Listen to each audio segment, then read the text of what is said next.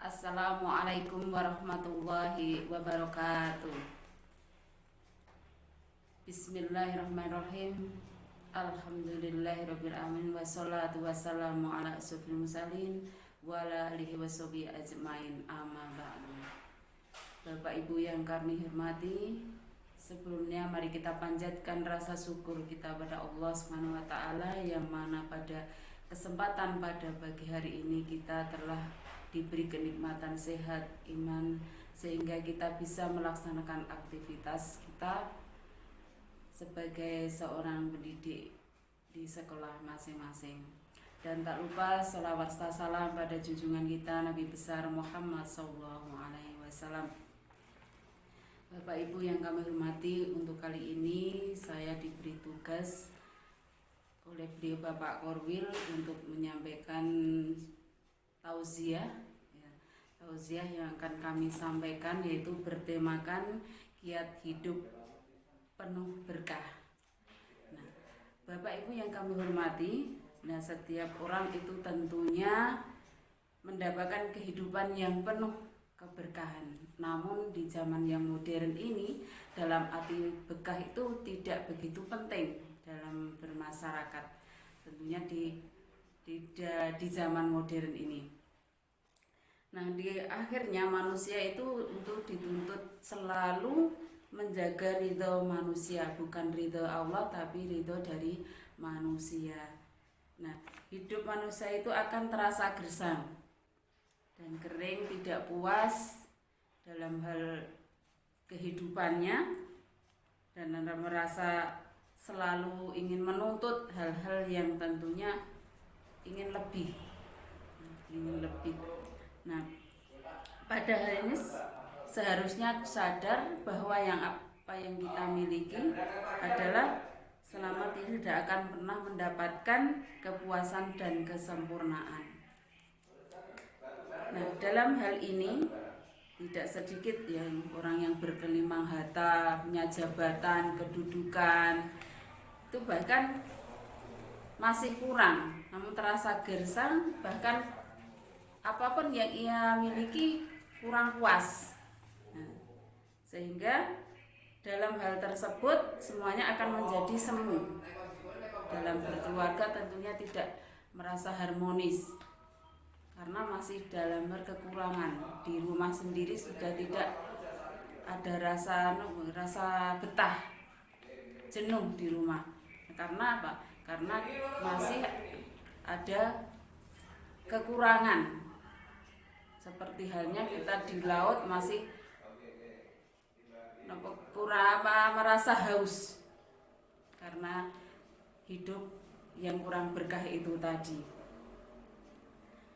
Nah, seperti halnya orang yang di rumah, bahkan kalau di rumah itu merasa hidupnya bagaikan di surga, tapi ternyata di rumah itu bagaikan hidup yang api yang menyala-nyala karena hidupnya tidak berkah itu tadi. Bapak Ibu yang kami hormati, yang telah dimuliakan Allah, perlu kita ketahui bahwa nilai keberkahan bukan hanya melekat pada nilai-nilai yang bersifat materi, melainkan juga mencakup pada nilai abstrak yang efeknya lebih lama dan jauh. Nilai yang oleh masyarakat modern dikatakan sudah ketinggalan zaman, ketinggalan mode. Nah, nilai keberkahan inilah tidaklah mungkin bisa dihitung dengan nilai-nilai materialis atau angka-angka. Jadi manusia itu hidupnya selalu kekurangan, tidak merasa bersyukur pemberian dari Allah. Nah, itulah karena kekurangan berkahan itu tadi. Nah, seorang mukmin harus yakin bahwa nilai keberkahan itu dari Allah dan harus berusaha untuk mencari dan mendapatkan apa yang ia inginkan. Nah, tentu dengan menyerahkan semua keinginan itu, hidup kita itu hanya kepada Allah Subhanahu wa taala. Sehingga apa yang kita pikirkan, kita rencanakan, yang kita perbuat itu tidak lepas dari ridha Allah. Ibu bapak yang kami hormati, yang berikut hal yang menjadikan hidup berkah itu ada 15. Yang 15 yang pertama adalah bertakwa kepada Allah Subhanahu wa taala, seperti halnya dalam disampaikan dalam surat Al-A'raf 96 yang artinya, dan sekiranya penduduk negeri beriman dan bertakwa, pasti kami akan melimpahkan kepada mereka berkah dari langit dan bumi. Tetapi ternyata mereka mendustakan ayat-ayat kami, maka kami siksa mereka sesuai dengan apa yang telah mereka kerjakan. Nah, itulah suatu pedoman bagi kita bahwa rezeki yang kita syukuri, yang kita nikmati itu harus ada berkahnya. Itu karena kita bertakwa kepada Allah Subhanahu wa taala. Yang selanjutnya yaitu pada surat Al-Talaq ayat 2 sampai 3 yang artinya, barang siapa bertakwa pada Allah, niscaya dia akan mengadakan baginya jalan keluar dan memberinya rezeki dari arah yang tiada kita sangka-sangkanya. Sesungguhnya Allah melaksanakan urusan yang dikehendakinya. Sesungguhnya Allah telah mengadakan ketentuan yang tiap-tiap sesuatu. Itulah merupakan pedoman kita bahwa kita harus bertakwa pada Allah Subhanahu wa taala supaya kehidupan kita, rezeki yang kita dapat itu mendapatkan keberkahan dari Allah, sehingga kita merasa tenang, tentram, damai, tidak merasakan gelisah, gelisah dan merasa tidak ada ketenangan dalam kehidupan kita dalam berkeluarga dan bermasyarakat. Yang selanjutnya yaitu yang kedua, yaitu membaca Al-Quran. Yang kedua adalah membaca Al-Quran. Sungguh Al-Quran merupakan suatu kitab yang penuh berkah, obat dan penawar bagi seluruh penyakit hati dan sesat. Nah, yaitu dalam surat As-Sadd ayat 29. Kitab Al-Quran yang kami turunkan kepadamu penuh berkah agar mereka menghayati ayat-ayatnya dan agar orang-orang yang berakal sehat mendapat pelajaran. Nah, itu dalam surat As-Sadd ayat 29. Jadi membaca Al-Quran selain mendapat pahala juga mendapatkan keberkahan. Apalagi di bulan Ramadan ini banyak sekali pahala yang diberikan Allah dan keberkahan yang telah diberikan oleh Allah Subhanahu wa taala. Selanjutnya ibu bapak yang ketiga itu berdoa. Nabi Muhammad SAW senantiasa memohon berkah kepada Allah dalam berbagai urusan. Jadi apapun yang kita lakukan, kita mulai dengan berdoa. Dimanapun kita berada, kita sudah diajari ya Nabi Muhammad SAW, apapun yang kita lakukan kita awali dengan berdoa. Karena apa? Doa itu memohon pada Allah supaya apa yang kita lakukan itu menjadi berkah itu tadi. Lagi kita mau ke kamar mandi saja, kita sudah diajarkan untuk berdoa. Mau tidur, bangun tidur, mau makan, selesai makan. Nah, itu suatu contoh bahwa kehidupan sehari-hari itu diiringi dengan doa. Bagi siapa yang tidak berdoa, pernah berdoa, itu artinya menyombongkan diri. Karena segala sesuatu itu Allah lah yang meridhoi kita, Allah lah yang menjaga kita. Yang selanjutnya, yang keempat adalah jujur dalam bermuamalah, yaitu selalu bersikap jujur, yaitu dari hadis Al-Bukhari. Jujur dalam segala hal, baik dalam pekerjaan, dalam hal apapun, baik di rumah maupun di sekolah, baik di masyarakat, di kehidupan apapun, kita harus bersikap jujur. Yang selanjutnya, yang kelima adalah menyelesaikan pekerjaan di waktu pagi, yaitu dari hadis Ahmad.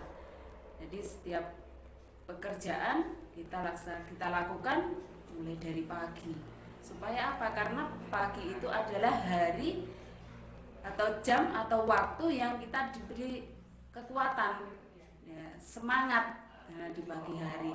Kalau sudah siang hari, tentu saja rasa capek, rasa ngantuk itu akan mulai. Tapi kalau di pagi hari, itulah awal kita bersemangat dalam melakukan pekerjaan apapun gitu. Yang selanjutnya yaitu yang keenam, mengikuti sunnah Rasul Shallallahu Alaihi Wasallam dalam setiap urusan. Jadi setiap kegiatan perbuatan apapun kita contohnya yaitu kita teladani yaitu Rasulullah Shallallahu Alaihi Wasallam, Nabi Muhammad Shallallahu Alaihi Wasallam. Ya ada lain yang kita contoh ya, hanya Nabi Muhammad Shallallahu Alaihi Wasallam dalam hal kehidupan sehari-hari. Yang ketujuh itu kesungguhan dalam bertawakal kepada Allah Subhanahu wa taala, yaitu sungguh-sungguh dalam kita berusaha bertawakal hanya kepada Allah.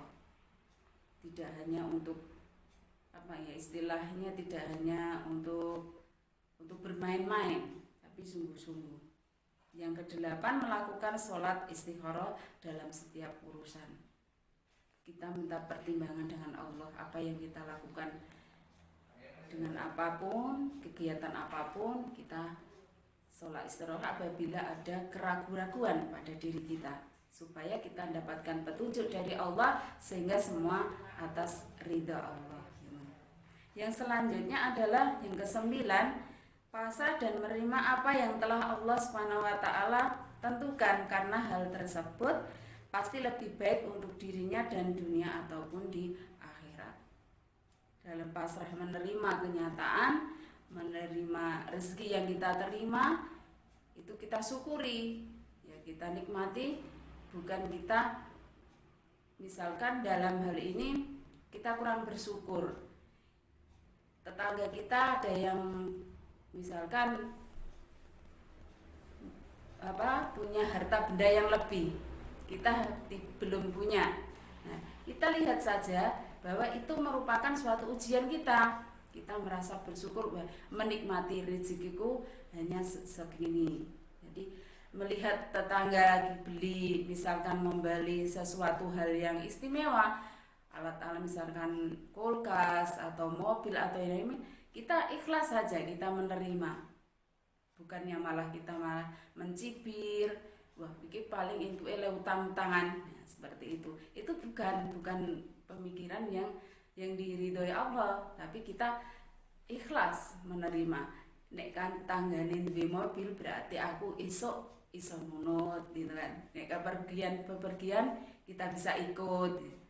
Jadi kita berpikir positif. Jangan kita berpikirnya yang negatif, ya berprasangka buruk, ya suudzon dengan orang lain, dengan tetangga, dengan siapapun. Gitu ya, untuk rasa syukur dan mencari keberkahan dari Allah Subhanahu wa taala. Yang ke-10 itu tidak meminta-minta kepada orang lain. Ya, kita berusaha sendiri semampu kita, rezeki kita yang diberikan oleh Allah kita syukuri, bukan kita disuruh untuk meminta-minta. Lebih baik tangan di atas daripada tangan di bawah.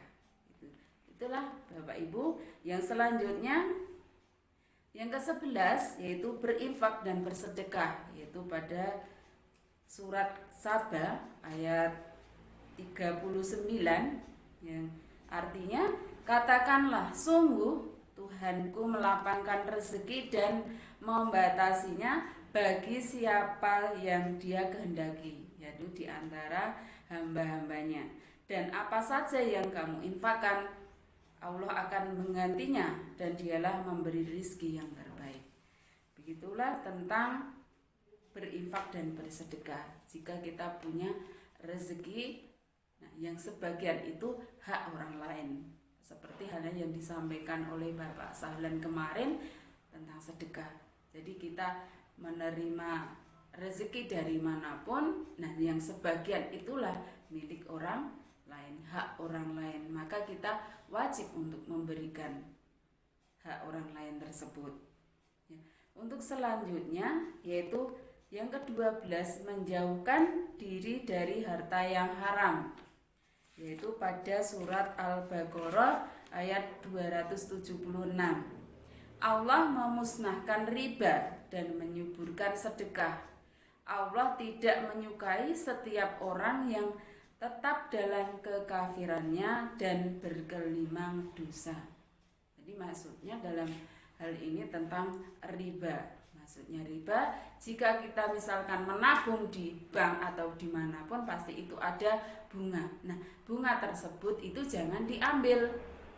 Ya, jangan diambil, ambillah yang kamu simpan, sehingga yang digunakan itulah yang tersimpan di dalam bank tersebut, sehingga itu membawa berkah. Bukan semuanya diambil, karena bunga itu merupakan riba, dan bunga bisa diinfak atau bisa diberikan untuk peralatan, maksudnya di tempat-tempat umum, di pinggir jalan diberikan lampu atau yang lain di tempat-tempat umum, bukan untuk dipakai untuk pribadi.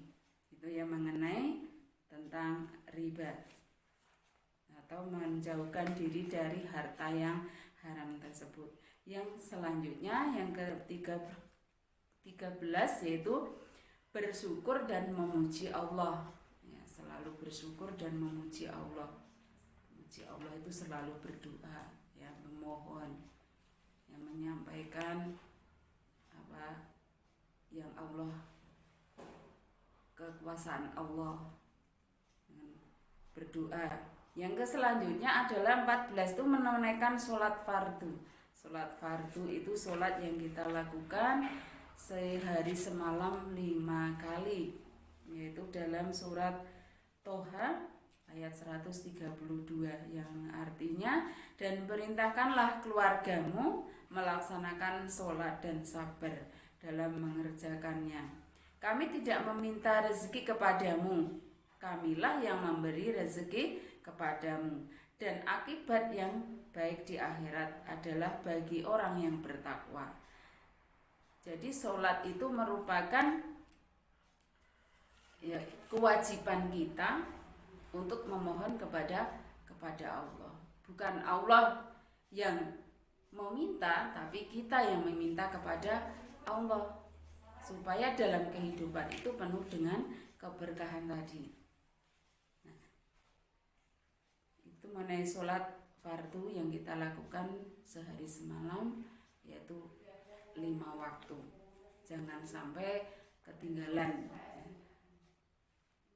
Yang selanjutnya, yang ke-15, yang terakhir, yaitu terus menerus beristighfar, yaitu memohon ampunan kepada Allah. Astagfirullahaladzim, segala apa yang kita lakukan semoga selalu diampuni Allah Subhanahu wa Ta'ala. Jadi setiap kita melangkah pun kemana, ya, ucapkanlah kalimat-kalimat la ilaha illallah, astagfirullahaladzim, alhamdulillah. Jadi jangan sampai dalam bibir kita itu dalam ucapan-ucapan yang tidak baik. Jadi setiap langkah kita kemanapun, ucapkanlah kata yang baik. La ilaha illallah, astagfirullahaladzim, alhamdulillah, la haula wala quwata illa billah. Ya, itulah. Demikianlah ibu bapak yang telah kami sampaikan, yaitu mengenai kiat, ya, hidup penuh berkah. Tadi yang saya sampaikan ada 15 hal. Semoga bermanfaat bagi ibu bapak semua, yang terutama untuk diri pribadi saya sendiri yang masih banyak kekurangan, dan pada umumnya untuk ibu bapak semua. Dan semoga dalam hal ini bermanfaat. Saya menyampaikan kultum, bukanlah saya orang yang paling baik, tidak, tapi saya memberi nasihat bagi ibu bapak semua. Semoga ada manfaatnya. Demikian, dan mohon maaf apabila ada suatu kata yang tidak berkenan pada ibu bapak semua. Akhirul kalam, wassalamualaikum warahmatullahi wabarakatuh.